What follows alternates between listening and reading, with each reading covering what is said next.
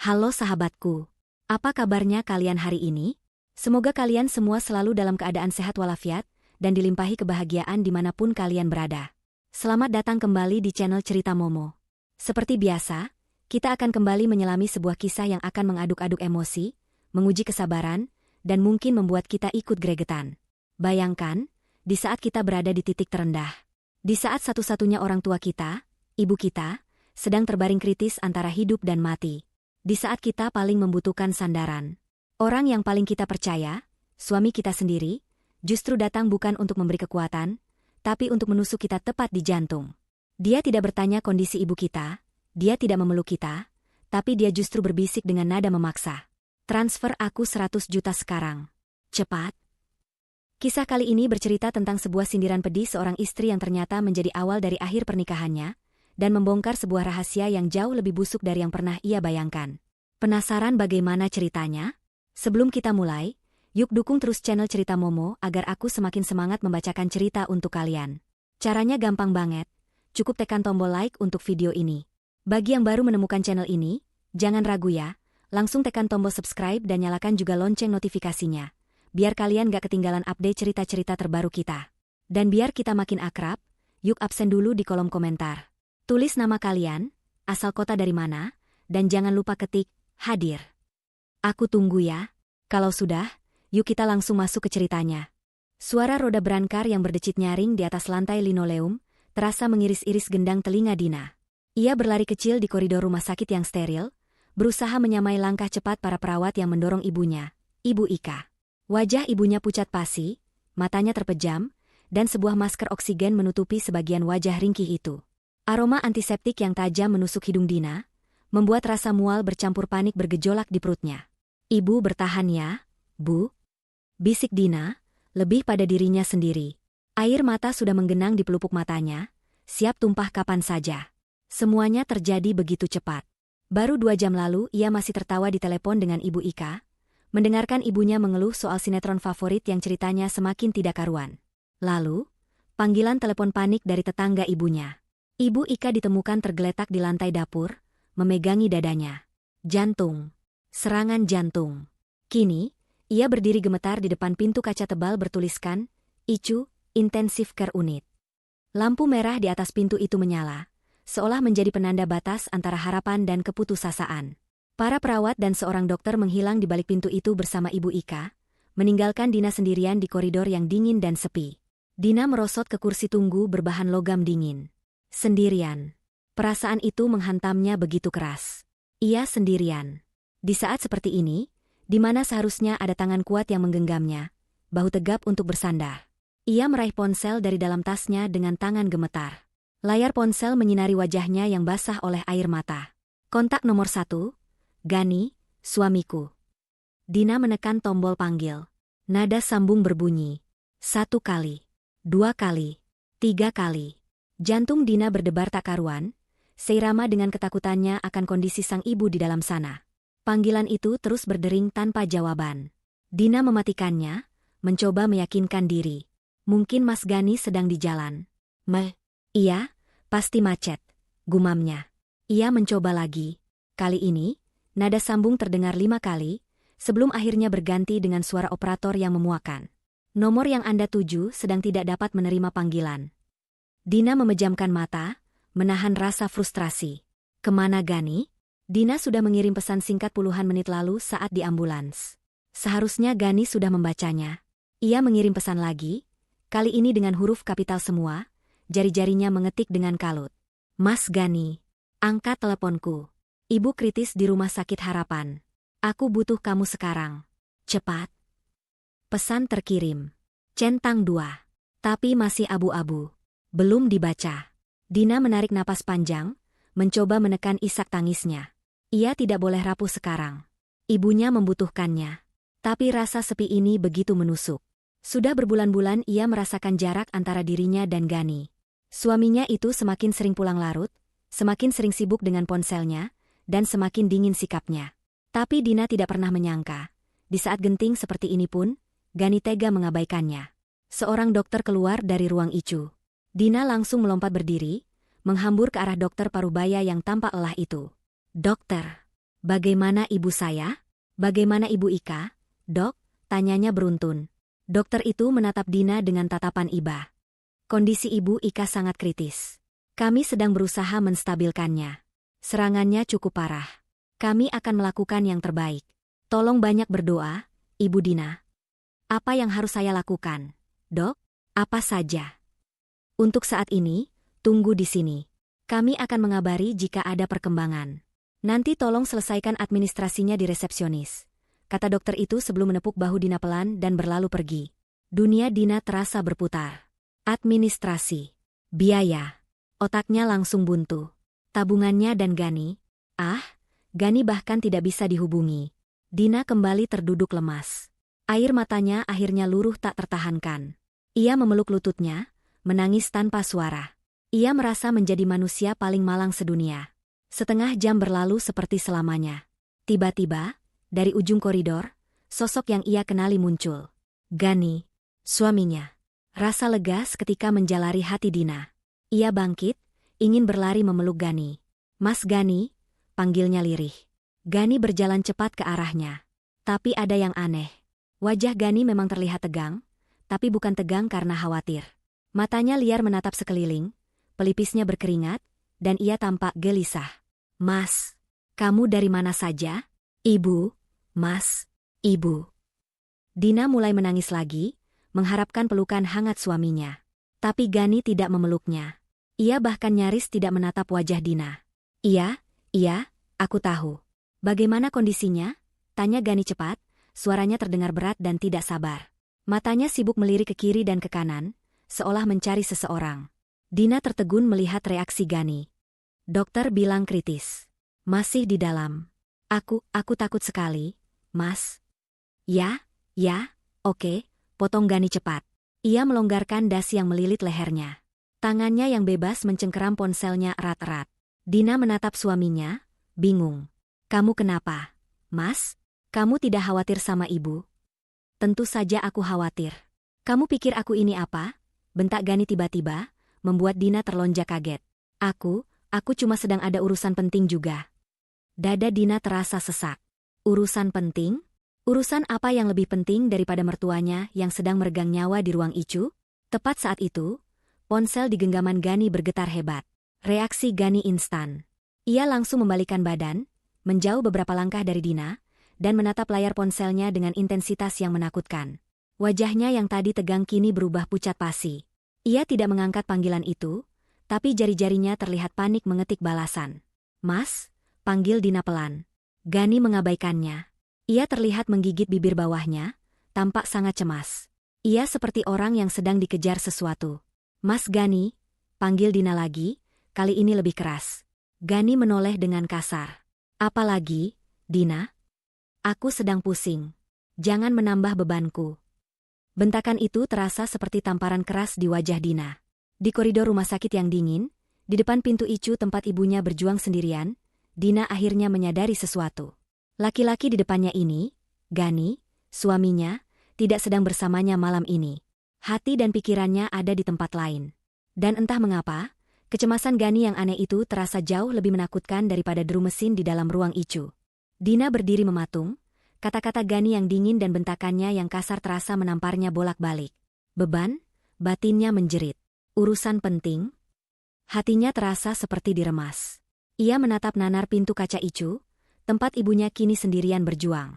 Ia ingin sekali mendobrak pintu itu, memeluk ibunya, dan berkata bahwa semuanya akan baik-baik saja. Tapi ia tahu, ia tidak bisa. Ia bahkan tidak bisa membuat suaminya sendiri peduli. 10 menit yang terasa seperti 10 tahun berlalu dalam keheningan yang menyiksa. Dina duduk kaku di kursi tunggu, sementara Gani mondar-mandir seperti setrikaan rusak di ujung koridor. Ia terus-menerus mengetik di ponselnya, sesekali mengumpat pelan, dan sama sekali tidak mempedulikan Dina yang menangis dalam diam. Tepat saat Dina baru saja akan menyandarkan kepalanya yang terasa berat ke dinding, pintu Icu kembali bergeser terbuka. Dokter yang tadi keluar lagi. Kali ini, raut wajahnya jauh lebih serius, seolah membawa berita yang lebih berat. Dina sontak berdiri. Jantungnya berdebar begitu kencang hingga terasa sakit. Dokter? Ada apa lagi? Dok? Ibu saya? Dokter parubaya itu menatap Dina dengan tatapan yang sulit diartikan. Ibu Dina, kondisi Ibu Ika tidak stabil seperti yang kami harapkan. Ada penyumbatan yang sangat serius di arteri koroner utama beliau. Jika tidak segera ditangani, ini bisa berakibat fatal dalam beberapa jam ke depan. Darah serasa surut dari wajah Dina. Maksud dokter apa? Kita harus segera melakukan tindakan kateterisasi dan pemasangan ring jantung. Segera. Malam ini juga. Waktu kita tidak banyak. Bu. Dina mengangguk cepat, air matanya kembali mengalir. Lakukan, dok. Lakukan apa saja. Tolong selamatkan ibu saya. Lakukan yang terbaik. Dokter itu menghela napas berat. Matanya beralih ke formulir yang dipegangnya. Masalahnya, Ibu Dina ini adalah prosedur yang sangat berisiko dan tentu saja, biayanya sangat besar. Pihak rumah sakit memiliki prosedur standar. Ibu harus segera melunasi deposit administrasi agar tim operasi dan peralatannya bisa kami siapkan. Lidah Dina keluh. Lagi-lagi masalah ini. Biaya? Bisiknya lirih. Berapa yang harus saya siapkan, dok? Untuk deposit tindakan darurat dan pemasangan ring ini, kami membutuhkan sekitar 90 juta rupiah, ujar dokter itu dengan nada menyesal, namun tegas. 90 juta. Angka itu seperti palu godam tak terlihat yang menghantam kepala Dina. Dunianya menggelap sejenak. 90 juta? Uang dari mana sebanyak itu malam-malam begini? Ia tahu persis tabungan pribadinya tidak akan cukup. Tabungan bersama? Gani yang mengelolanya. Dina menatap dokter itu dengan pandangan kosong. Saya akan usahakan, dok. Tolong beri saya waktu sebentar. Tolong segera ya, Bu. Ini benar-benar berkejaran dengan waktu. Ibu bisa langsung ke bagian administrasi jika sudah siap. Kami akan menunggu konfirmasinya. Dokter itu menepuk pundak Dina sekali lagi sebelum menghilang kembali ke balik pintu Icu. Dina berbalik, tubuhnya gemetar hebat. Ia menatap Gani yang masih berdiri di ujung koridor, masih sibuk dengan dunianya sendiri. Amarah dan keputusasaan bercampur aduk. Ini saatnya. Suka atau tidak suka, Gani adalah suaminya. Mereka harus menghadapi ini bersama. Ia berjalan cepat menghampiri Gani. Mas, panggilnya, suaranya serak dan bergetar. Gani menoleh, tampak terganggu. Apa? Kamu dengar tadi? Dokter bilang ibu harus segera pasang ring. Biayanya 90 juta. Kita harus bayar sekarang juga, Mas. Di tabungan bersama kita. Belum selesai Dina bicara, Gani mendecakkan lidahnya keras. 90 juta? Selalu saja uang. Merepotkan sekali. Ucapan Gani bagaikan bensin yang disiramkan ke api amarah Dina. Mas, ini ibu. Ibuku sedang sekarat di dalam sana. Jerit Dina tertahan, tak percaya dengan apa yang didengarnya. Iya, aku tahu. Aku tidak tuli. Gani mengusap wajahnya kasar. Keringat dingin membanjiri pelipisnya. Dia tidak menatap Dina. Matanya terpaku pada layar ponselnya yang baru saja bergetar hebat. Sebuah pesan baru masuk. Mata Gani membelalak. Kepanikan murni, yang jauh lebih besar dari kepanikan Dina, kini tergambar jelas di wajahnya. Sialan, kenapa harus sekarang? Gani mengumpat pelan, tapi cukup keras untuk didengar Dina. Tiba-tiba, Gani bergerak cepat. Ia mencengkeram lengan atas Dina dengan kasar. Cengkeramannya begitu kuat hingga kuku-kukunya terasa menancap di kulit Dina. Mas, sakit. Kamu apa-apaan sih? Dina meringis, mencoba melepaskan diri. Gani tidak peduli. Ia menarik Dina paksa ke sudut koridor yang lebih sepi, dekat pintu tangga darurat yang remang-remang. Ia mendorong Dina hingga punggungnya membentur dinding bata yang dingin. Mata Gani merah dan liar. Wajahnya hanya berjarak beberapa jengkal dari wajah Dina. Dengar, Dina, desis Gani, napasnya memburu. Aku tidak peduli dengan urusan ibumu sekarang. Dada Dina seperti diremas hingga tak bisa bernapas. Apa yang kamu bilang? Aku butuh uang. Sekarang, bentak Gani tertahan. Uang? Tentu saja kita butuh uang. Untuk ibu. 90 juta? Balas Dina, tangisnya kembali pecah. Bukan itu. Suara Gani meninggi. Aku butuh lebih dari itu. Jauh lebih penting. Ini urusan hidup dan mati. Dina ternganga. Hidup dan mati? Hidup dan mati siapa? Apa yang bisa lebih penting daripada nyawa Ibu Ika saat ini? Maksud kamu apa? Gani? Urusan apa? Gani melihat sekeliling dengan gugup, memastikan tidak ada perawat atau pengunjung lain yang mendengar. Jangan banyak tanya. Ia kembali fokus pada Dina. Transfer aku 100 juta sekarang. Cepat. Dinding yang dingin di punggung Dina tidak sedingin tatapan mata Gani. Permintaan 100 juta itu, yang diucapkan dengan nada memaksa dan panik, terasa seperti seember air es yang disiramkan ke wajahnya yang sudah basah oleh air mata. Apa? Desis Dina, nyaris tak bersuara. Ia menatap suaminya, mencari-cari sisa Gani yang dulu ia kenal. Pria yang dulu selalu menggenggam tangannya saat ia takut. Pria yang berjanji akan menjaganya dan ibunya. Tapi Gani yang berdiri di depannya kini adalah orang asing. Matanya liar, napasnya memburu, dan cengkeramannya di lengan Dina semakin menguat. Mas, kamu sadar gak sih apa yang kamu omongin? Suara Dina bergetar hebat. 100 juta? Dokter baru aja bilang ibu butuh 90 juta buat operasi. Kita harus bayar depositnya sekarang. Gani mendengus, matanya memancarkan ketidaksabaran yang brutal. Aku gak peduli soal 90 juta itu. Itu bisa nanti. Urusanku ini lebih penting. Kamu dengar? Lebih penting. Lebih penting? Ulang Dina. Lebih penting dari nyawa ibuku. Ini urusan hidup dan mati. Dina, bentak Gani lagi. Dina tertegun. Hidup dan mati. Frasa itu bergaung di kepalanya. Di dalam sana, di balik pintu kaca buram itu, ibunya sedang berjuang untuk hidup dan matinya. Dan di sini, di koridor dingin ini, suaminya meneriakkan kata yang sama untuk sesuatu yang entah apa. Tiba-tiba, sesuatu di dalam diri Dina putus. Seluruh kecurigaannya selama berbulan-bulan terakhir, aroma parfum wanita yang berbeda di kemeja Gani, panggilan telepon tengah malam yang Gani terima di balkon, sikap dinginnya di ranjang, dan saldo tabungan bersama yang menyusut tanpa penjelasan, semua kepingan puzzle itu kini menyatu di kepalanya. Isak tangis Dina berhenti seketika. Air mata yang tadi mengalir deras kini seolah membeku di pipinya. Ia berhenti meronta dari cengkeraman Gani. Tubuhnya yang tadi gemetar ketakutan kini menjadi kaku, tegang menahan amarah yang meledak tanpa suara. Ia menatap lurus ke dalam mata Gani. Gani, yang melihat perubahan sikap Dina yang mendadak diam, sedikit mengendurkan cengkeramannya. Bagus. Sekarang ambil ponselmu. Transfer. Cepat. Dina tidak bergerak.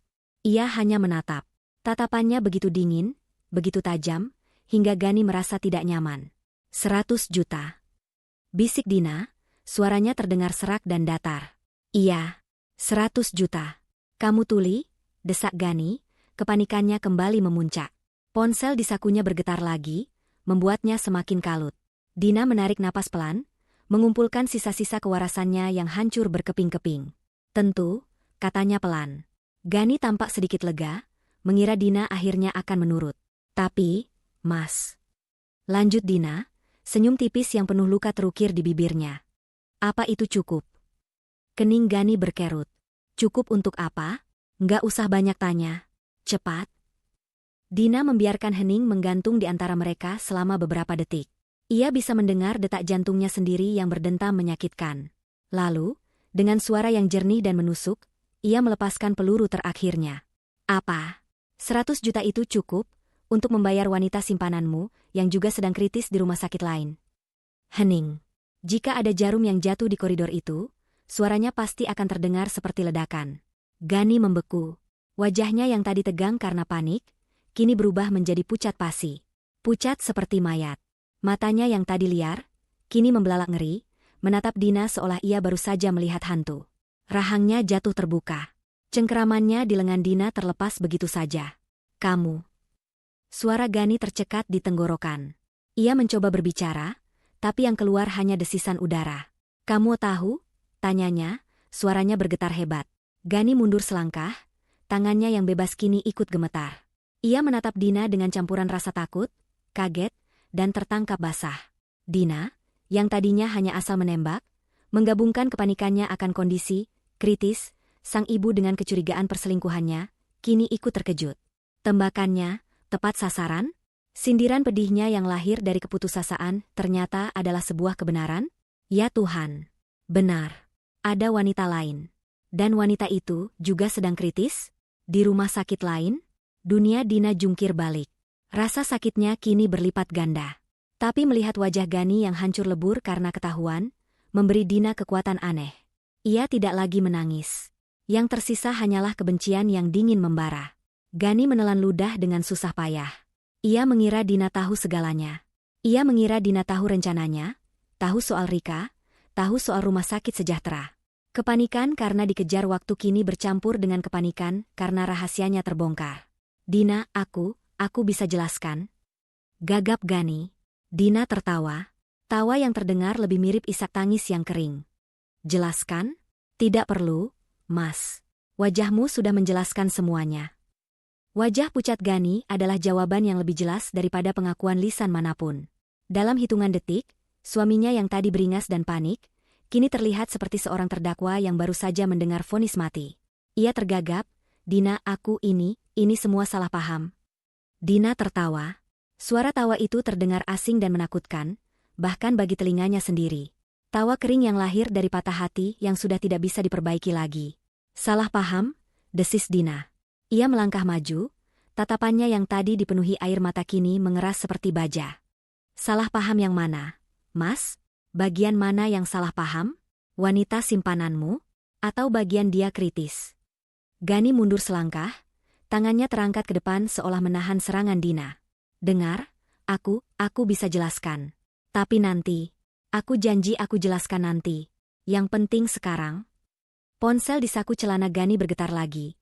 Kali ini jauh lebih lama dan lebih hebat. Getaran itu seolah menyetrum Gani kembali ke mode panik. Wajahnya kembali mengeras. Rasa takut karena ketahuan kini dikalahkan oleh kepanikan yang lebih besar. Ia tidak punya waktu lagi. Aku nggak punya waktu buat drama ini. Bentak Gani, aura mengancamnya kembali. Berikan ponselmu, Dina. Transfer sekarang. Tidak akan. Balas Dina, suaranya naik 1 oktav. Uang itu untuk ibu. Kamu sudah gila? Kamu mau aku biarkan ibuku meninggal di dalam sana sementara kamu menyelamatkan selingkuhanmu? Ibumu bisa menunggu, raung Gani. Urusanku tidak bisa. Ini menyangkut hidupku. Gani menerjang, mencoba merebut tas tangan yang dipegang erat oleh Dina. Dina menjerit tertahan, ia memutar tubuhnya, melindungi tasnya. Lepaskan. Gani, lepas. Terjadilah perebutan singkat yang memalukan di sudut koridor rumah sakit itu. Dina terdorong lagi ke dinding, Gani berusaha merampas tasnya. Kamu mau aku celaka? Hah? Kalau aku gagal, kita semua hancur. Kamu juga. Gani menggeram, matanya merah. Ancaman itu membuat Dina berhenti meronta. Bukan karena takut, tapi karena muak. Kita, ulangnya pelan. Tidak ada, lagi, Mas. Kita, sudah selesai malam ini, di koridor ini, saat kamu lebih memilih menyelamatkan wanita lain daripada ibuku. Keheningan kembali menyelimuti mereka. Gani terengah-engah, masih berusaha mengintimidasi. Dina menatapnya lekat-lekat. Ia melihat suaminya. Ayah dari anak-anak yang pernah ia impikan. Pria yang ia cintai selama bertahun-tahun. Tapi yang ia lihat sekarang hanyalah seorang pengecut yang panik. Seorang pria yang begitu putus asa hingga rela mengorbankan nyawa mertuanya sendiri. Dan Dina sadar. Gani mengira ia tahu segalanya. Kepanikan Gani bukan hanya kepanikan seorang suami yang ketahuan selingkuh. Ini lebih besar. Jauh lebih besar. Hidup dan mati, yang Gani teriakan tadi, mungkin bukan sekadar kiasan. Baiklah. Jika Gani ingin bermain, Dina akan ikut. Tapi ini adalah permainan terakhir mereka. Dengan gerakan lambat yang disengaja, Dina melepaskan pegangannya pada tasnya. Ia menatap Gani yang terkejut melihat perubahan sikapnya. Kamu mau uang itu? Tanya Dina, suaranya kini tenang. Tenang yang menakutkan. Gani mengangguk cepat, waspada. Iya, 100 juta. Baik. Dina membuka tasnya. Ia tidak lagi gemetar. Tangannya mantap saat mengeluarkan ponselnya. Gani mengawasinya seperti elang, siap menerkam jika Dina melakukan gerakan aneh. Dina membuka kunci ponselnya. Membuka aplikasi M-Banking. Layar kecil itu menyinari wajahnya yang pucat dan sembab. Ia menatap saldo rekening bersama mereka. Cukup. Ke rekening mana? Tanyanya datar. Gani buru-buru mengeluarkan ponselnya, membuka catatan, lalu membacakan serangkaian nomor rekening yang asing. Bukan rekening pribadi Gani. Dina tidak peduli. Ia hanya mengetik angka-angka itu satu persatu. Jumlah. Bisiknya pada diri sendiri. Ia mengetik 1, 00, titik, 00, 0 titik, 00, 0, 100 juta rupiah. Gani mencondongkan tubuhnya, ingin memastikan. Cepat, Dina, tekan, kirim. Dina mengangkat kepalanya. Matanya yang sembab menatap lurus ke mata Gani yang panik. Ambil, desisnya. Aku tidak mau punya utang pada kalian. Utang apa? Kamu bicara apa sih? Gani tidak sabar. Utang? Karena sudah membuang waktuku bertahun-tahun. Anggap saja ini transaksi terakhir kita, kata Dina. Anggap ini pesangonmu. Sekarang, enyah dari hidupku. Jari telunjuk Dina menekan tombol, konfirmasi transfer. Ponsel Gani berdenting nyaris bersamaan. Notifikasi pesan masuk. Ia buru-buru membukanya. Senyum lega yang luar biasa, senyum yang menjijikan, tersungging di wajah Gani. Uang itu sudah terkirim. Sogokan itu berhasil. Bagus, gumam Gani, lebih pada dirinya sendiri. Ia memasukkan ponselnya ke saku. Ia tidak mengucapkan terima kasih. Ia tidak menanyakan lagi kondisi Ibu Ika. Ia tidak meminta maaf. Gani hanya menatap Dina sekali lagi. Ada ketakutan di matanya, ketakutan karena Dina tahu rahasianya, bercampur dengan kelegaan yang luar biasa. Jangan hubungi aku, desis Gani, sebagai perintah terakhirnya. Dina tersenyum tipis. Senyum paling menyakitkan yang pernah ia berikan. Oh, tidak akan, Mas. Tidak akan pernah lagi. Seolah kata-kata itu adalah tembakan pistol start, Gani langsung berbalik. Ia tidak berjalan. Ia berlari. Dina berdiri mematung, bersandar di dinding, menyaksikan punggung suaminya menjauh dengan cepat. Gani berlari terbirit-birit menyusuri koridor, berbelok tajam di tikungan menuju tangga darurat, dan menghilang. Lenyap. Seolah ia tidak pernah ada di sana. Koridor kembali sunyi. Hanya suara pendingin udara yang berdengung pelan. Dina masih berdiri di posisi yang sama selama beberapa detik. Ponsel masih di tangannya. Ia menatap layar ponselnya. Saldo rekening bersama mereka kini nyaris 0. 90 juta untuk ibunya. 100 juta untuk selingkuhan suaminya. Uangnya habis. Suaminya pergi. Beban di pundaknya terasa begitu berat, begitu menghancurkan. Tenaganya yang tadi ia kumpulkan dari amarah, kini menguap begitu saja. Kakinya lemas. Lututnya tak sanggup lagi menopang berat tubuhnya, berat bebannya, berat pengkhianatan ini. Pelan, Dina melorot di dinding. Ia terduduk di lantai linoleum yang dingin. Tepat di sudut remang-remang dekat tangga darurat, tempat ia baru saja membeli kebebasannya dengan harga nyawa ibunya. Ia memeluk lututnya. Dan di sanalah, sendirian, tanpa uang sepeser pun, dengan ibu yang kritis di ruang ICU, Dina akhirnya hancur. Isak tangis yang tadi ia tahan, kini meledak menjadi raungan tanpa suara, memenuhi dadanya yang terasa sesak hingga nyaris mati rasa. Lantai linoleum itu terasa menusuk tulang. Dinginnya merambati punggung Dina, menembus lapisan tipis blus yang ia kenakan. Tapi rasa dingin itu tidak ada apa-apanya dibandingkan dengan kekosongan beku yang kini menyelimuti hatinya. Ia terduduk di sana, di sudut remang-remang dekat tangga darurat, untuk waktu yang terasa abadi. Ia tidak tahu sudah berapa lama. 10 menit? Setengah jam? Waktu terasa berhenti berdetak bersamanya. Punggung Gani yang lari terbirit-birit masih terbayang jelas di pelupuk matanya. Lari. Dia lari setelah mengambil 100 juta terakhir mereka. Uang yang seharusnya bisa dipakai untuk deposit operasi ibunya. Ibunya. Pikiran itu menghantam Dina seperti bogem mentah. Ibu Ika. Dina tersentak.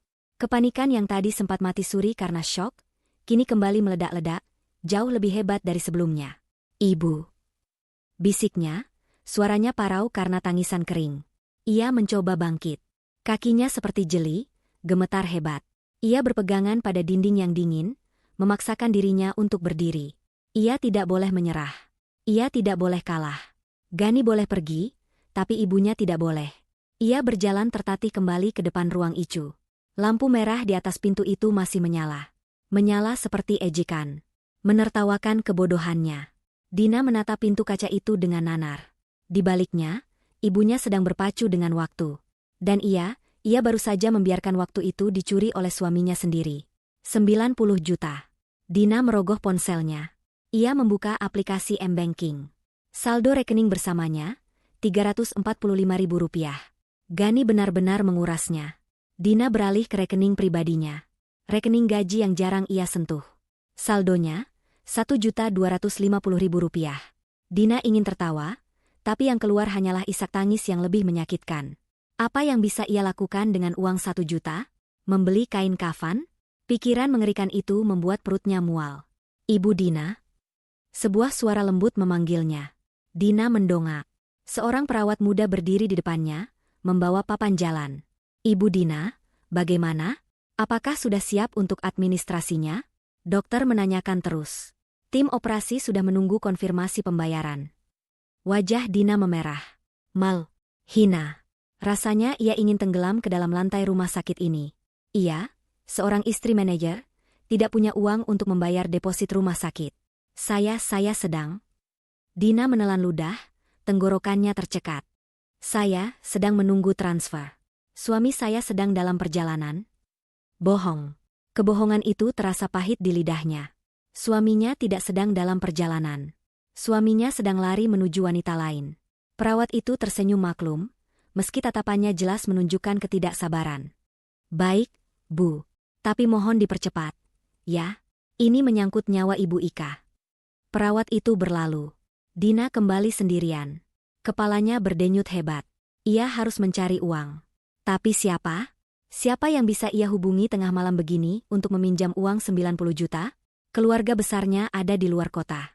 Mengabari mereka hanya akan menimbulkan kepanikan.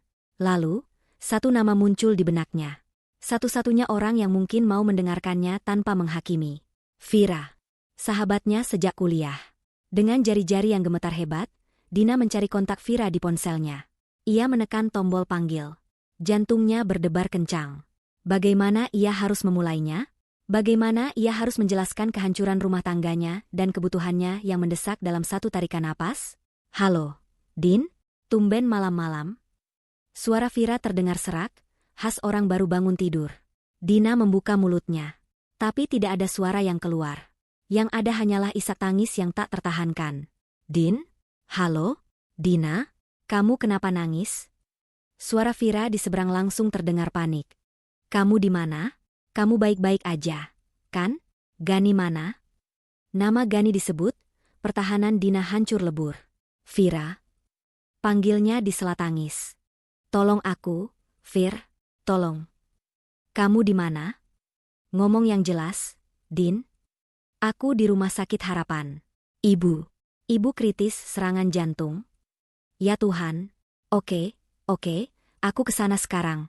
Kamu tenang, ya? Aku berangkat. Bukan cuma itu, Vir. Potong Dina cepat, putus asa. Uang. Aku butuh uang. Gani. Dina tidak sanggup melanjutkannya. Ia menangis sejadi-jadinya di telepon, menceritakan semuanya dalam kalimat-kalimat putus asa. Tentang Ibu Ika yang butuh operasi segera. Tentang deposit 90 juta. Tentang Gani yang meminta 100 juta. Tentang sindirannya. Tentang Gani yang kabur. Hening sejenak di seberang. Vira sedang mencerna mimpi buruk yang baru saja didengarnya. Kurang ajar, desis Vira pelan, suaranya terdengar dingin dan marah. Brengsek Gani. Oke, Dina, dengerin aku. Jangan kemana-mana. Tetap di depan Icu. Aku nggak punya uang 90 juta tunai malam ini. Tapi aku akan bawa semua yang aku punya. Aku akan bawa BPKB mobilku, aku akan bawa semua perhiasanku. Kita akan cari jalan. Jangan panik. Aku datang. 20 menit. Panggilan ditutup. Dina merasa sedikit harapan merayap di hatinya. Setidaknya, ia tidak sendirian lagi. 25 menit kemudian, sosok Vira muncul di ujung koridor. Ia berlari kecil, masih mengenakan piyama yang hanya ditutupi jaket jeans besar. Wajahnya kusut bekas tidur, tapi matanya menyeratkan tekad baja. Dina. Vira langsung memeluk sahabatnya yang terduduk lemas di kursi tunggu. Pelukan Vira begitu erat, begitu nyata. Dina kembali menangis, kali ini tangisan lega bercampur putus asa. Dia jahat, Vir. Dia jahat sekali. SSSST. Nggak usah bahas bajingan itu sekarang, kata Vira tegas, sambil mengusap punggung Dina. Yang penting Ibu Ika. Mana administrasinya? Vira melepaskan pelukannya. Ia menatap Dina. Kamu sudah makan? Dina menggeleng. Oke. Urusan nanti. Vira membuka dompetnya. Ia mengeluarkan beberapa kartu kredit dan kartu debit. Aku ada dana darurat 30 juta di debitku. Sisanya kita harus cari. Tapi 90 juta, Vir. Kurangnya masih 60 juta. Lirih Dina. Mata Vira memindai penampilan Dina. Matanya terpaku pada sesuatu yang berkilau di leher Dina. Kalung berlian. Hadiah ulang tahun pernikahan mereka yang ketiga dari Gani. Din, panggil Vira pelan, tapi tegas. Lepas kalungmu. Dina tertegun. Lepas kalungmu, ulang Vira. Dan cincin kawinmu juga. Mata Dina beralih ke jari manis kirinya. Cincin dengan berlian kecil yang dulu Gani pasangkan dengan janji setia sehidup semati. Tapi, Vir ini apa? Din? Sepotong logam? Benda ini nggak ada artinya lagi. Nyawa ibumu jauh lebih berharga. Lepas. Vira tidak sedang bertanya. Ia memerintah. Dengan tangan gemetar, Dina melepaskan kalung di lehernya. Lalu, perlahan, ia menarik cincin kawinnya dari jari manisnya. Benda itu terasa panas, membakar kulitnya. Ia menyerahkan kedua benda itu ke telapak tangan Vira. Bagus, kata Vira. Ia segera mengeluarkan ponselnya. Aku punya kenalan yang buka toko emas 24 jam. Aku akan jual ini. Mungkin gak akan setinggi harga belinya, tapi kita butuh cepat. Vira berbalik, menelepon kenalannya, berbicara cepat dan tegas. Sementara Vira sibuk bernegosiasi di telepon, Dina menatap telapak tangannya yang kini kosong. Kosong seperti hatinya. Oke, beres. Vira menutup teleponnya. Kenalanku mau ambil 35 juta. Dia akan transfer sekarang juga. Total kita punya 65 juta. Masih kurang 25 juta. Dina kembali lemas. Masih kurang. Kita ke administrasi sekarang, kata Vira. Kita bayar 65 juta dulu. Kita mohon-mohon sama mereka. Kita tunjukkan bukti transfernya. Sisanya kita bilang akan lunasi subuh. Aku akan gadaikan BPKB mobilku begitu pegadaian buka. Vira menarik tangan Dina, memaksanya berdiri. Mereka berjalan cepat ke meja administrasi. Vira yang mengambil alih pembicaraan. Ia berbicara dengan tenang namun meyakinkan, menunjukkan bukti transfer dari rekeningnya, dan bukti penjualan perhiasan Dina. Tolong, Pak, kata Vira pada petugas administrasi. Ini menyangkut nyawa. Kami jamin akan lunas sisanya subuh nanti.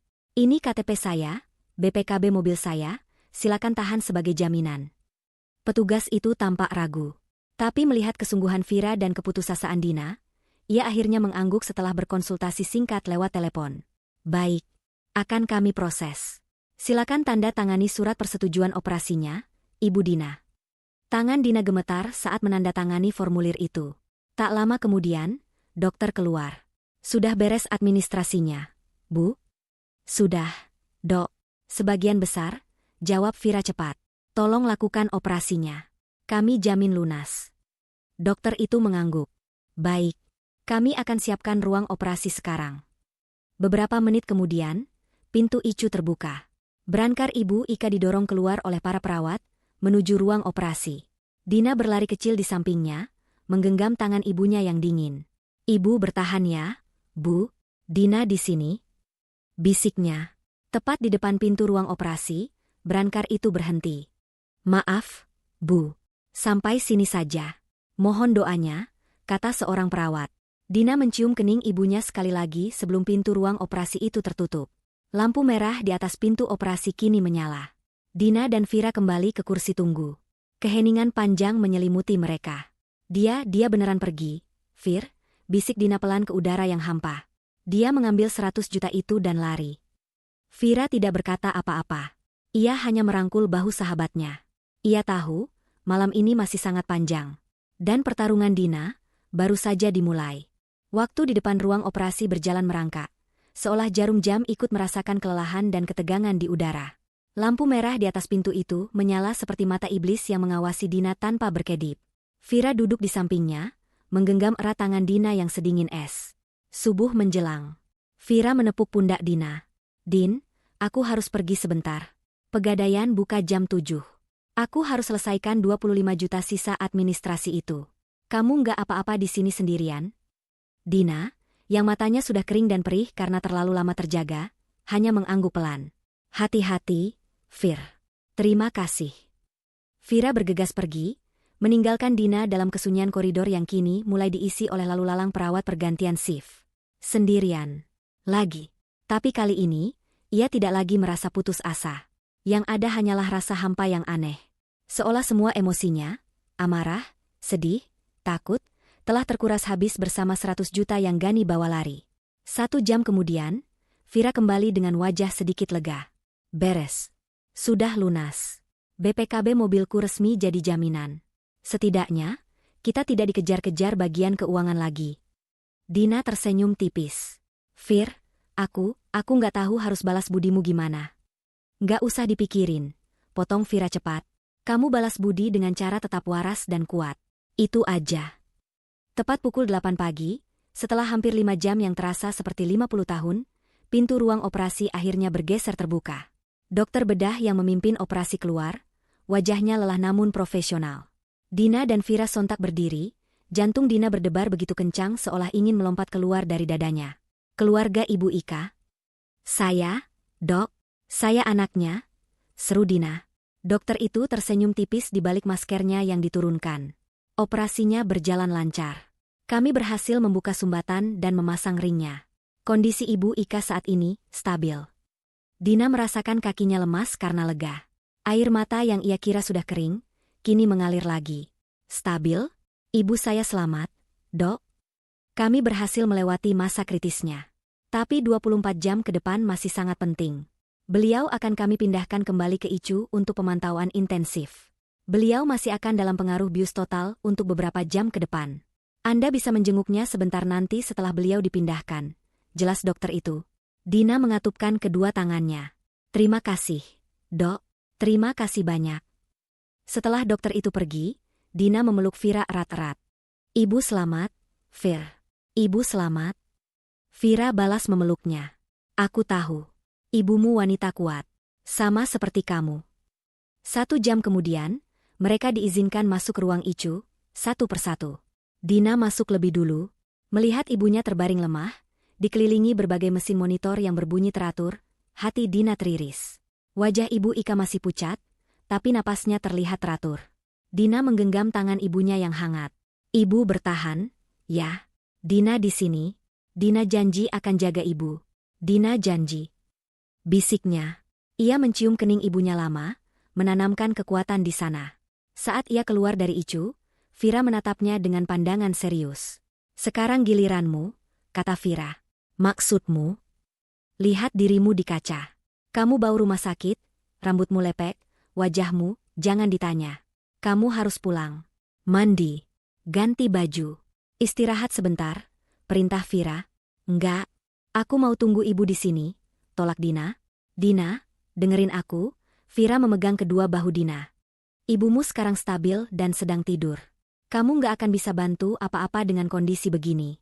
Kalau kamu ikutan sakit, siapa yang jaga Ibu Ika? Aku yang akan tunggu di sini. Kamu pulang. Setidaknya ambil baju ganti untukmu dan untuk ibumu nanti kalau sudah pindah ke ruang rawat. Cepat. Nggak pakai tapi. Kekerasan hati Vira akhirnya meluluhkan Dina. Ia memang merasa sangat lelah dan kotor. Ia butuh jeda, meski hanya 1 jam. Oke. Tapi janji, telepon aku kalau ada apa-apa. Pasti. Sekarang pergi. Dina memesan taksi online. Perjalanan pulang ke apartemen yang biasanya memakan waktu 30 menit terasa begitu menyiksa. Apartemen itu, tempat yang seharusnya menjadi surga kecilnya, kini terasa seperti sarang pengkhianatan. Saat ia membuka pintu apartemen, keheningan yang pekat menyambutnya. Semuanya masih sama. Sepatu kerja Gani masih tergeletak di rak, jaket yang kemarin Gani pakai masih tersampir di sandaran kursi makan. Aroma parfum Gani bahkan masih samar-samar tercium di udara. Dina merasa mual. Ia berjalan lurus ke kamar tidur. Ia harus mengambil baju ganti. Pintu lemari ia buka. Pakaiannya tergantung rapi di sisi kiri. Pakaian Gani di sisi kanan. Tatapannya terpaku pada kemeja-kemeja Gani yang tergantung angkuh. Amarah yang tadi padam, kini mulai menyala kembali. Dia tidak akan kembali, batin Dina dingin. Dan kalaupun dia berani kembali, tidak akan ada tempat lagi untuknya di sini. Tangannya bergerak cepat. Bukan mengambil bajunya sendiri. Ia justru menarik sebuah koper besar dari atas lemari. Ia membukanya di atas ranjang. Satu persatu, ia menarik kemeja Gani dari gantungan.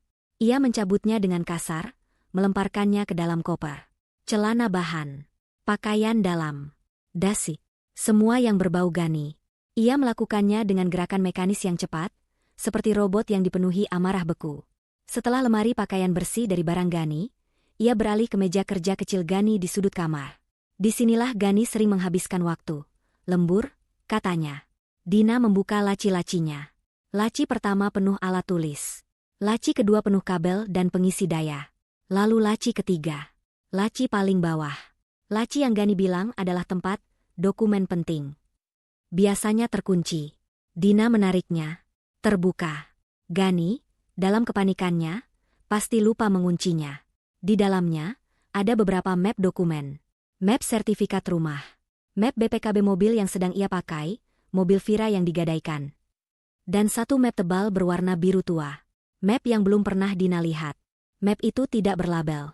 Didorong oleh firasat buruk yang menusuk, Dina menarik map itu keluar. Ia membukanya di atas meja. Lembar pertama adalah sebuah polis asuransi. Matanya langsung tertuju pada nama yang tertera. Tertanggung, Rika Amelia. Dina membeku. Rika. Nama yang indah. Nama yang kini terasa seperti racun di lidahnya. Ini dia. Wanita itu. Ia membaca detailnya. Asuransi kesehatan platinum.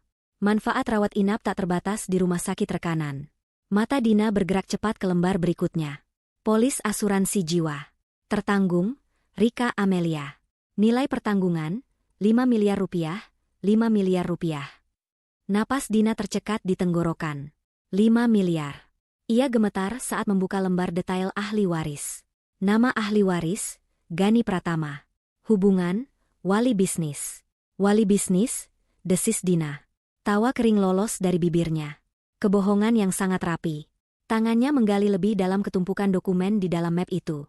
Sebuah brosur kecil terjatuh dari selipan. Dina memungutnya.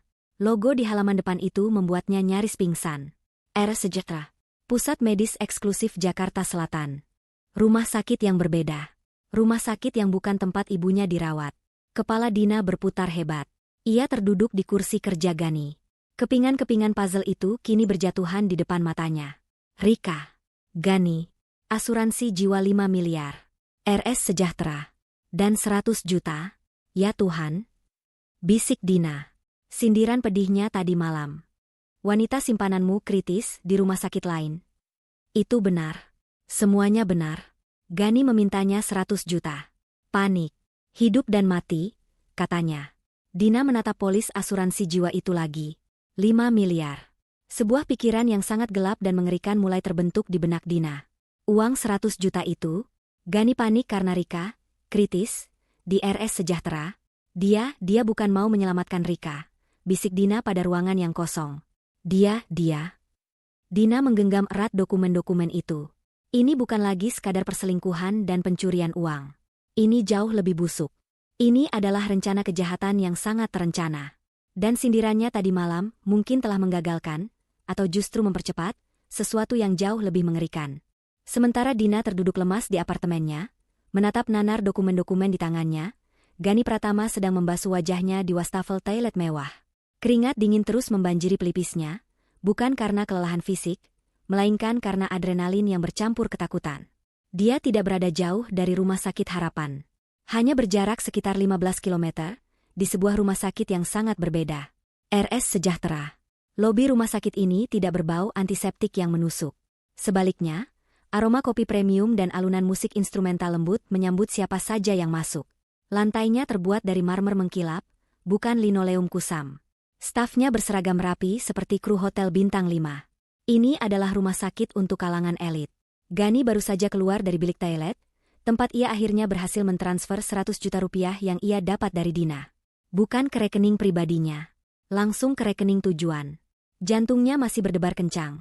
Campuran antara lega karena berhasil mendapatkan uang, dan ngeri karena satu hal. Bagaimana Dina bisa tahu? Bisikan itu lolos dari bibirnya. Wanita simpananmu, yang juga sedang kritis di rumah sakit lain. Kata-kata sindiran Dina tadi malam terngiang-ngiang di kepalanya. Itu bukan sekadar sindiran. Itu adalah fakta yang diucapkan dengan akurasi mengerikan. Bagaimana mungkin? Apa Dina menyewa mata-mata? Tidak mungkin. Dina terlalu polos untuk itu. Gani mengusap wajahnya kasar. Masa bodoh, gumamnya. Kebetulan. Pasti cuma kebetulan. Yang penting, uangnya sudah terkirim. Uang sogokan itu sudah lunas. Rencananya bisa terus berjalan. 5 miliar rupiah. Matanya berkilat membayangkan angka itu. Dibandingkan 5 miliar, apa artinya Dina dan ibunya yang merepotkan itu? Mereka hanyalah kerikil kecil di jalan mulusnya. Gani merapikan kemejanya yang sedikit kusut, berusaha terlihat tenang. Ia keluar dari toilet, berjalan melintasi lobi, dan masuk ke lift khusus menuju lantai 10. Lantai VIP. Koridor di lantai 10 sepi dan berlapis karpet tebal, meredam setiap langkah kaki. Dia berhenti di depan kamar 1008. Tanpa mengetuk, ia menempelkan kartu akses dan mendorong pintu itu pelan. Pemandangan di dalam kamar itu jauh dari suasana krisis. Seorang wanita muda berambut panjang terawat sedang duduk bersandar nyaman di ranjang rumah sakit otomatis. Di depannya, sebuah televisi layar datar 50 inci menayangkan serial drama Korea terbaru. Sebuah nampan berisi sisa sarapan mewah, kroasang dan buah-buahan impor, tergeletak di meja samping. Infus memang menempel di punggung tangan wanita itu, tapi wajahnya segar bugar. Pipinya merona, bibirnya memakai lip gloss tipis. Wanita ini, Rika Amelia, jauh dari kata kritis. Mendengar pintu terbuka, Rika menoleh. Senyum manja langsung terbit di wajah cantiknya. Ia menekan tombol mute di remote TV. "Gimana, sayang?" tanyanya, suaranya terdengar renyah. "Berhasil? Kamu lama banget. Aku bosan." Gani masuk dan menutup pintu pelan. Ia berjalan mendekati ranjang, wajahnya masih tegang. "Berhasil. Tapi nyaris gagal total." Rika memutar bola matanya. "Kenapa lagi? Jangan bilang kamu nggak dapat uangnya." "Aku dapat. Tapi ini gila," kata Gani. Ia duduk di sofa kulit di sudut kamar. "Kamu nggak akan percaya. Tadi malam, tepat saat Dokter Haris menagih sisa 100 juta itu, ibunya Dina kena serangan jantung. Masuk ICU di RS Harapan." Rika terdiam sejenak, lalu tertawa kecil. "Serius? Drama sekali hidupmu, Gani. Terus?" "Terus aku panik. Aku harus ke sana." Dina menangis-nangis. Dokter Haris mengancam akan membatalkan semuanya jika 100 juta itu tidak masuk dalam 1 jam. "Aku terjebak." Gani mengacak-acak rambutnya frustrasi. "Terus kamu dapat uangnya dari mana?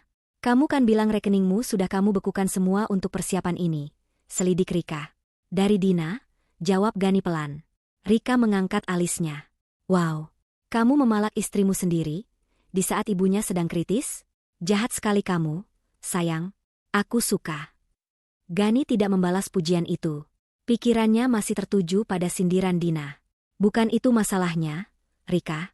Waktu aku minta uang itu, dia menuduhku akan memakai uang itu untuk wanita simpanan yang kritis di rumah sakit lain." "Tepat seperti itu." Rika, yang sedang memotong buah apel, pisaunya berhenti di udara. "Apa? Kok dia bisa tahu?" "Itu yang aku nggak ngerti." Dia mengatakannya seperti sindiran, tapi itu terlalu akurat. Seolah dia tahu rencana kita. Rika meletakkan pisaunya. Wajahnya berubah serius. "Kamu yakin dia cuma menyindir? Bukan sedang menjebakmu?" Aku tidak tahu. Tapi aku sudah terlanjur panik. Wajahku pasti terlihat kaget. Dia pasti curiga sekarang. Tapi dia tetap mentransfernya. Dia bilang itu, uang pesangon." Rika terdiam lama, berpikir. Lalu ia tersenyum licik. "Bagus. Malah lebih bagus. Kalau dia bilang itu uang pesangon, berarti dia sudah menyerah pada pernikahan kalian. Dia akan menceraikanmu. Rencana kita akan lebih mudah. Dia tidak akan banyak bertanya lagi." "Tapi..." "Nggak ada tapi, Gani," potong Rika tajam. "Uangnya sudah kamu transfer ke Dokter Haris?" Gani mengangguk. "Sudah. Tepat 100 juta. 15 menit yang lalu. Sesuai kesepakatan." "Bagus." Rika tersenyum puas. Ia kembali bersandar di bantal. "Dokter Haris bilang apa?" "Dia bilang, dia akan menyelesaikan semuanya jam 9 pagi ini. Tepat 1 jam lagi," kata Gani, sambil melirik jam tangan mahalnya. Rencana mereka sederhana, namun busuk. 3 hari lalu, Rika masuk ke RS Sejahtera dengan keluhan, jatuh dari tangga, di apartemennya. Dengan bantuan Dokter Haris, seorang dokter spesialis bedah saraf yang terlilit utang judi besar, data medis Rika dimanipulasi habis-habisan. Di atas kertas, Rika Amelia mengalami pendarahan otak internal yang parah. Di atas kertas, kondisinya terus memburuk. Uang 100 juta yang baru saja Gani transfer adalah bayaran final untuk langkah terakhir. Tepat jam 9 pagi nanti, Dokter Haris akan memasukkan data ke sistem rumah sakit bahwa Rika Amelia mengalami komplikasi fatal dan meninggal dunia di meja operasi palsu. Dokter Haris akan menerbitkan sertifikat kematian resmi. Setelah itu, Rika akan menyamar sebagai perawat, seragamnya sudah disiapkan di lemari, dan keluar lewat pintu servis di basement. Gani akan menunggu di mobil. Lalu, Gani Pratama, sebagai wali bisnis yang namanya tertera di polis, akan menggunakan sertifikat kematian itu untuk mencairkan asuransi jiwa Rika. 5 miliar rupiah.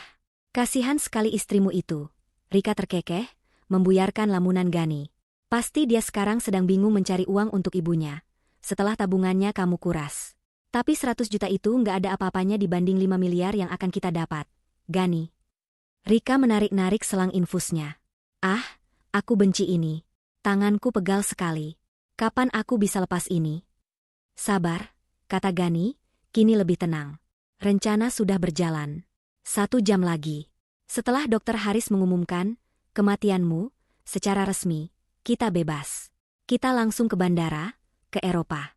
Tinggalkan semua masalah ini. Rika tersenyum lebar. Ia memberi isyarat agar Gani mendekat. Gani menurut, duduk di tepi ranjang. Fokus, sayang, bisik Rika, jarinya menelusuri rahang Gani. Jangan pikirkan istri bodohmu atau ibunya yang penyakitan itu. Pikirkan kita. Pikirkan Milan. Paris. 5 miliar. Gani memejamkan mata, membiarkan keserakahan mengalahkan sisa-sisa kegelisahannya. Ia mencium bibir Rika. Tapi jauh di dalam hatinya, firasat buruk soal sindiran Dina masih mengganjal. Rasanya, itu bukan sekadar kebetulan. Rasanya, itu adalah sebuah pertanda. Map biru tua itu terasa membakar jari-jari Dina. 5 miliar rupiah. RS Sejahtera. Rika Amelia. Wali bisnis. Semua kata itu berputar-putar di kepalanya seperti angin puting beliung. Gani, suaminya, tidak hanya berselingkuh. Gani tidak hanya mencuri uangnya di saat genting. Gani merencanakan kematian seseorang untuk mendapatkan uang asuransi. Ya Tuhan. Bisik Dina, suaranya bergetar hebat. Sindiran pedihnya tadi malam, wanita simpananmu kritis di rumah sakit lain. Ternyata adalah sebuah kebenaran yang jauh lebih busuk dan mengerikan dari yang ia duga. Rika tidak kritis karena sakit. Rika dibuat seolah-olah kritis. Dan 100 juta rupiah yang ia transfer tadi malam. Uang sogokan. Desis Dina. Uang itu bukan untuk menyelamatkan nyawa Rika. Uang itu adalah biaya untuk memalsukan data. Biaya untuk membuat Rika meninggal. Dina merasa mual. Ia berlari ke kamar mandi, membungkuk di atas wastafel, tapi ia tidak bisa muntah. Perutnya kosong. Sama kosongnya dengan rekening banknya, sama hancurnya dengan hatinya. Ia membasuh wajahnya dengan air dingin, mencoba menjernihkan pikirannya yang kacau. Ia menatap bayangannya di cermin. Wajah seorang wanita bodoh yang baru saja membiayai suaminya untuk melakukan kejahatan besar. Tidak. Amarah dingin yang baru kini menjalari tulang punggungnya. Ia tidak bodoh. Ia hanya tertipu. Dan ia tidak akan membiarkan ini berlanjut. Tangannya berhenti gemetar. Dengan gerakan cepat dan tegas, Dina kembali ke kamar. Ia tidak lagi mengemasi pakaian Gani ke dalam koper. Ia mengosongkan koper itu, lalu memasukkan map biru tua itu, polis asuransi Rika, polis asuransi jiwa 5 miliar, brosur RS Sejahtera, ke dalamnya. Ia mengambil laptop Gani dari meja kerja. Ia juga mengambil beberapa buku tabungan dan dokumen aset lain yang ia temukan di laci. Ini bukan lagi soal menyelamatkan pernikahan. Ini soal menyelamatkan dirinya sendiri. Dan soal keadilan. Ia mengambil baju ganti untuk dirinya dan ibunya, memasukkannya ke dalam ransel kecil. Lalu, ia menyeret koper berisi barang bukti itu keluar dari apartemen. Ia tidak akan pernah menginjakkan kaki di neraka itu lagi. Dina, kamu dari mana saja? Vira langsung menghambur ke arah Dina begitu sahabatnya itu keluar dari lift di lobi Rumah Sakit Harapan. Wajah Vira tampak cemas.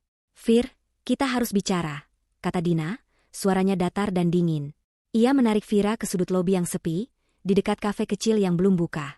Ia membuka koper itu sedikit, hanya cukup untuk Vira melihat isinya. Vir, ini lebih buruk dari yang kita bayangkan, kata Dina. Ia menceritakan semuanya dengan cepat. Tentang Rika. Tentang polis 5 miliar. Tentang RS Sejahtera. Tentang Gani sebagai wali bisnis. Mata Vira membelalak ngeri. 5 miliar? Gani merencanakan penipuan asuransi dengan memalsukan kematian selingkuhannya? Aku rasa begitu. Uang 100 juta yang dia minta tadi malam, itu pasti uang sogokan untuk dokter di rumah sakit itu. Jelas Dina, suaranya bergetar menahan amarah. Aku sudah mentransfernya, Vir. Aku membiayai kejahatan mereka. Tenang, Din. Kamu nggak tahu, Vira mencoba menenangkan, meski ia sendiri terlihat syok. Kita harus lapor polisi. Sekarang juga. Tapi bagaimana? Apa buktinya? Kita cuma punya. Permisi. Ibu Dina. Sebuah suara pria yang tenang dan berwibawa memotong ucapan Dina. Dina dan Vira serentak menoleh. Seorang pria berpenampilan sangat rapi berdiri di hadapan mereka. Ia mengenakan kemeja batik lengan panjang yang necis, celana bahan, dan memegang sebuah map kulit. Wajahnya tenang, namun tatapan matanya tajam. Di belakangnya, berdiri dua pria lain berbadan tegap yang tampak seperti petugas kepolisian berpakaian preman. Jantung Dina berdebar. Iya, saya Dina. Ada apa, ya? Pria itu tersenyum tipis. Sebuah senyum profesional. Perkenalkan, Ibu Dina. Nama saya Pak Wisnu. Saya adalah investigator senior dari perusahaan asuransi Mega Jaya. Dina dan Vira bertatapan, terkejut. Asuransi? Maaf, saya tidak mengerti. Kami kemari karena suami Anda, Gani Pratama, kata Pak Wisnu langsung ke intinya. Gani? Benar. Kami sudah memantau aktivitas Bapak Gani dan seorang wanita bernama Rika Amelia selama 3 bulan terakhir. Lanjut Pak Wisnu, suaranya tetap tenang. Dada Dina terasa sesak. 3 bulan? Polis asuransi jiwa senilai 5 miliar rupiah yang diajukan oleh Ibu Rika dengan Bapak Gani sebagai wali bisnis adalah sebuah anomali besar yang langsung memicu alarm di sistem kami. Jelas Pak Wisnu. Kami mulai melakukan investigasi latar belakang. Ibu Rika ternyata memiliki sejarah beberapa kali mencoba melakukan penipuan klaim kesehatan skala kecil. Kami curiga ini adalah proyek besar mereka. Vira yang lebih dulu pulih dari keterkejutannya. Jadi, Bapak tahu mereka berencana memalsukan kematian Rika. Pak Wisnu mengangguk. Kami tahu mereka bekerja sama dengan oknum dokter di RS Sejahtera, seorang dokter bedah bernama Haris yang kami tahu terlilit utang judi besar. Rencana mereka adalah memalsukan kematian Ibu Rika pagi ini, tepat jam 9 pagi. Jam 9? Itu barusan. Lalu, 100 juta yang Gani minta tadi malam? Bisik Dina ngeri. Pak Wisnu menatap Dina dengan tatapan yang nyaris seperti iba. Benar, Ibu Dina. Itulah bagian terakhir dari rencana mereka. Uang sogokan final untuk Dr. Haris. Kami sudah melacak rekening Gani. Kami tahu dia panik mencari dana itu tadi malam. Pak Wisnu menghela napas. Jujur, kami hampir kehilangan jejak aliran dana itu. Tapi tadi malam, sekitar pukul 11, sebuah transaksi besar terjadi. 100 juta rupiah ditransfer dari rekening bersama atas nama Anda dan Bapak Gani. Dina merasa lututnya lemas. Vira buru-buru menopangnya. Uang itu, lanjut Pak Wisnu, adalah bukti transaksi kejahatan yang kami butuhkan. Bukti kuat yang mengikat Gani secara langsung dengan Dr. Haris. Sebelum ada transfer itu, Gani masih bisa mengelak bahwa ia tidak tahu menahu soal rencana Dr. Haris. Tapi dengan transfer itu, dia tamat. Dina ternganga. Dia, sindiran pedihnya tadi malam, yang ia kira adalah akhir dari segalanya. Tawa kering lolos dari bibir Dina.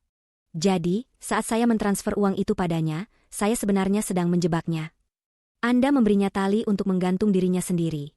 Bu, kata Pak Wisnu, mengoreksi dengan halus. Transfer Anda adalah peluru terakhir yang kami butuhkan. Lalu, Gani sekarang di mana? Rika?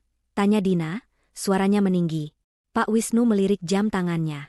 Tepat jam 9.05 pagi tadi, saat Dr. Haris sedang menandatangani sertifikat kematian palsu untuk Rika Amelia, tim kami bersama aparat kepolisian sudah bergerak.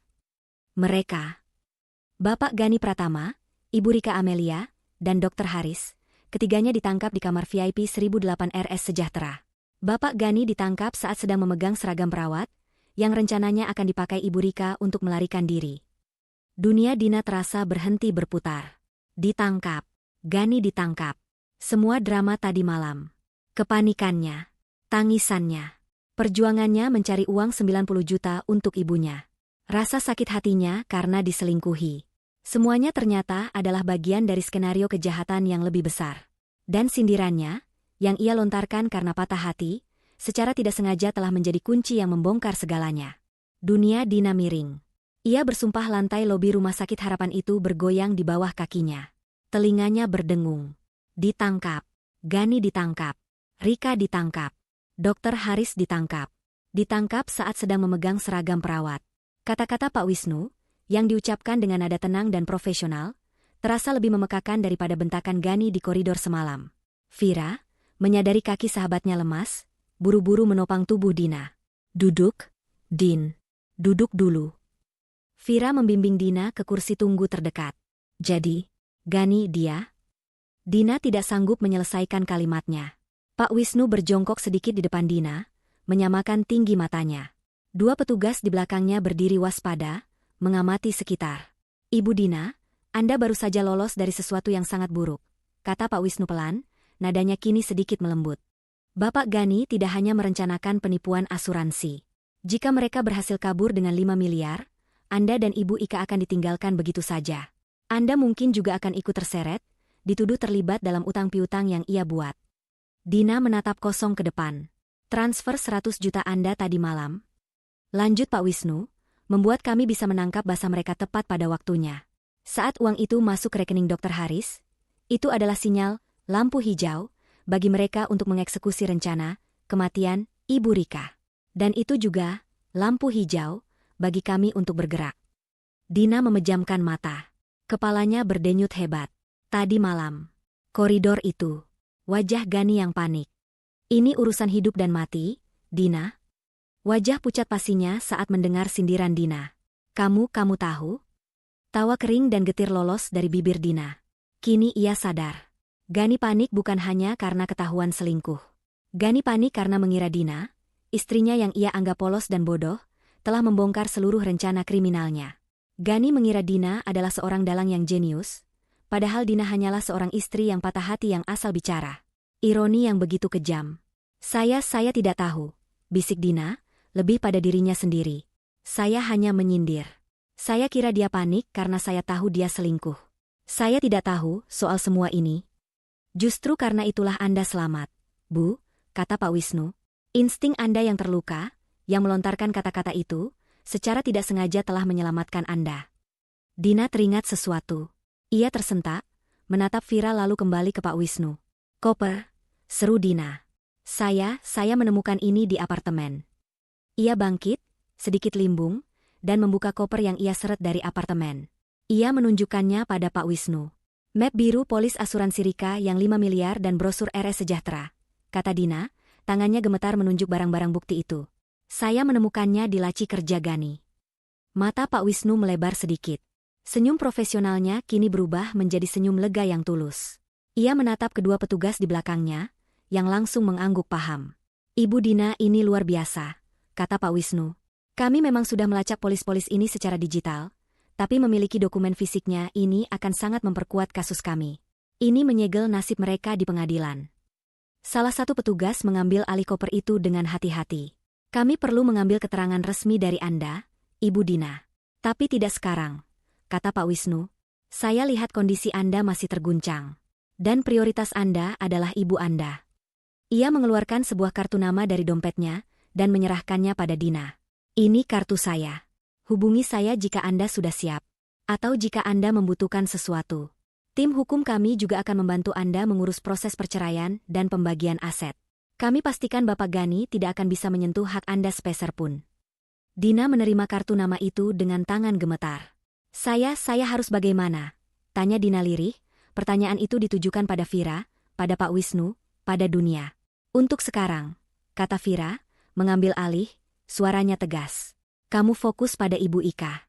Urusan Gani, biarkan Pak Wisnu dan polisi yang menangani. Dia sudah bukan urusanmu lagi. Pak Wisnu mengangguk setuju. Sahabat Anda benar. Fokus pada penyembuhan ibu Anda. Kami akan menangani sisanya. Pria itu berdiri, memberi hormat singkat, lalu berbalik pergi. Dina dan Vira menatap ketiga pria itu, Pak Wisnu dan dua petugas yang membawa koper berisi bukti pengkhianatan Gani, menghilang di balik pintu lobi otomatis. Hening. Suara roda troli petugas kebersihan, pengumuman dari pengeras suara, dan obrolan pelan di kejauhan, semua suara rumah sakit yang tadi teredam oleh adrenalin, kini terdengar lagi. Dina masih berdiri mematung. Gani sudah tidak ada. Masalah uang sudah selesai. Masalah, semuanya sudah selesai. Badai itu telah berlalu, meninggalkan kehancuran total di belakangnya. Din, panggil Vira pelan. Kamu oke? Dina menoleh pada Vira. Ia tidak tahu harus menjawab apa. Oke, adalah kata yang terlalu mewah. Hancur, terlalu klise. Ia merasa hampa, kosong. Seolah seluruh isi dirinya telah diperas habis dalam 12 jam terakhir. Aku cuma mau lihat ibu. Akhirnya itu yang keluar dari mulut Dina. Seolah menjawab keinginannya, seorang perawat keluar dari pintu yang membatasi lobi dan area rawat. "Permisi, Ibu Dina?" Dina sontak menoleh. "Iya, suster." Perawat itu tersenyum lembut. "Syukurlah ibu ada di sini. Ibu Ika baru saja dipindahkan ke ruang high care unit, sudah keluar dari ICU. Beliau sudah sadar penuh. Dan beliau mencari Anda." Jantung Dina yang tadi terasa mati, kini berdebar lagi.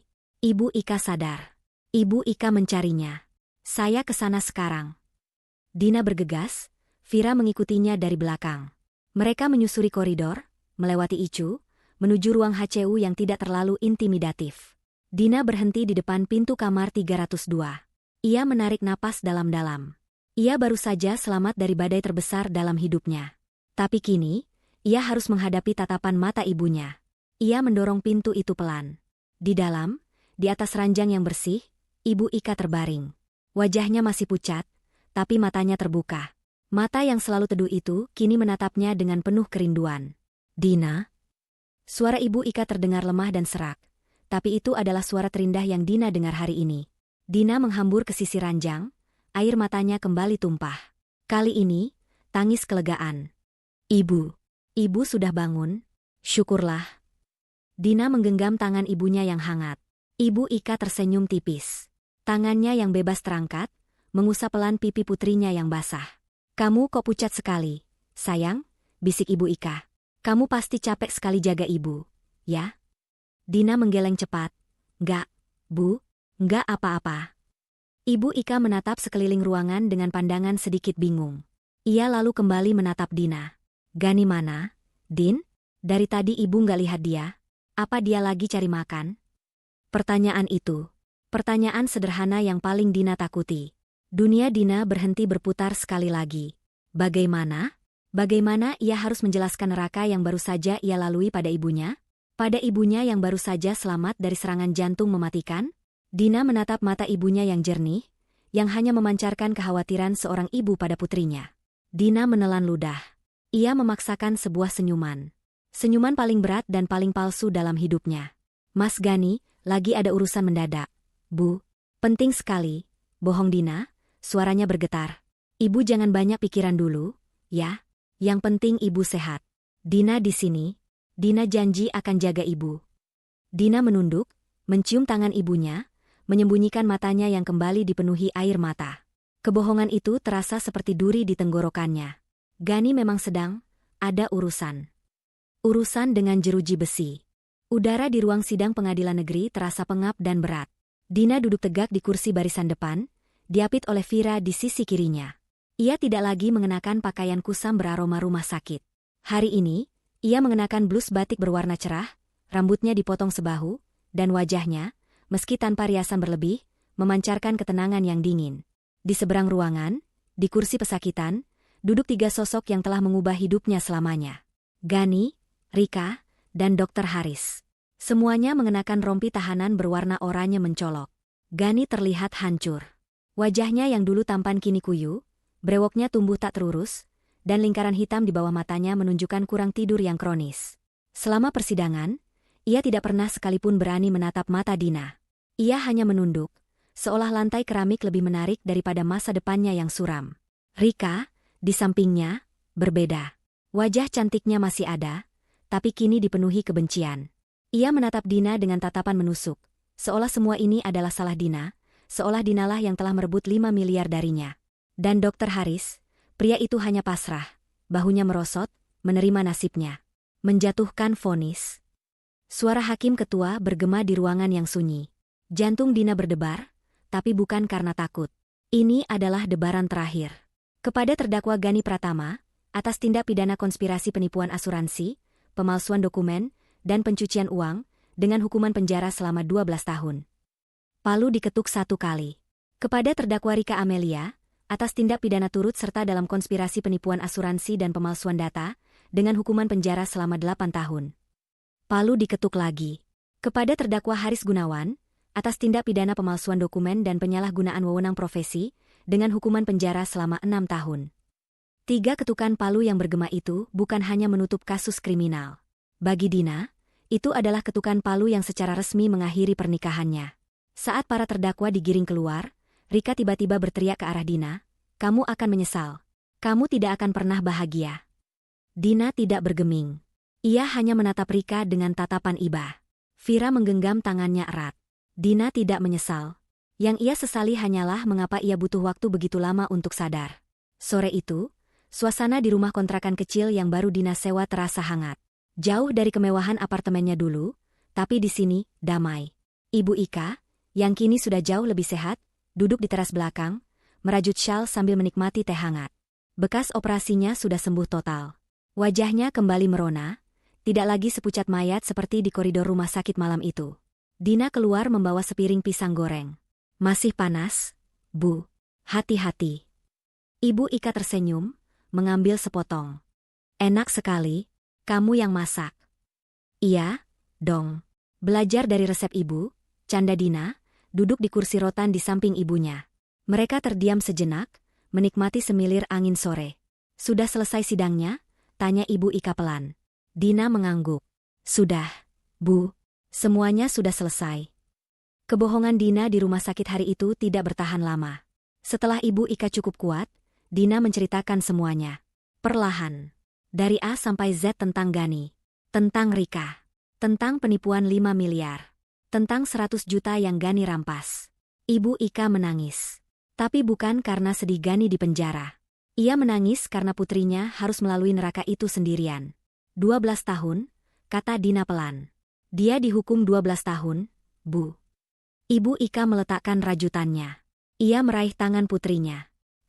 Apa kamu tidak apa-apa, Nak?" Dina menatap ibunya. "Aku lega, Bu." Rasanya seperti beban yang sangat berat akhirnya terangkat. "Uang 100 juta itu." "Sudah kembali," jawab Dina. "Pak Wisnu dan pihak asuransi membantu mengurusnya. Karena uang itu adalah barang bukti kejahatan pencucian uang itu dibekukan oleh bank dan setelah putusan pengadilan, dikembalikan penuh kepadaku sebagai pemilik sah rekening. Uang itu sudah aku pakai untuk bayar utang ke Vira." "Syukurlah." "Dan uang 90 juta yang kita pinjam dari Vira." Dina tersenyum. "BPKB mobil Vira sudah aku tebus lunas minggu lalu. Hasil dari tabungan gajiku dan sedikit pesangon dari kantor lama. Aku juga sudah dapat pekerjaan baru, Bu.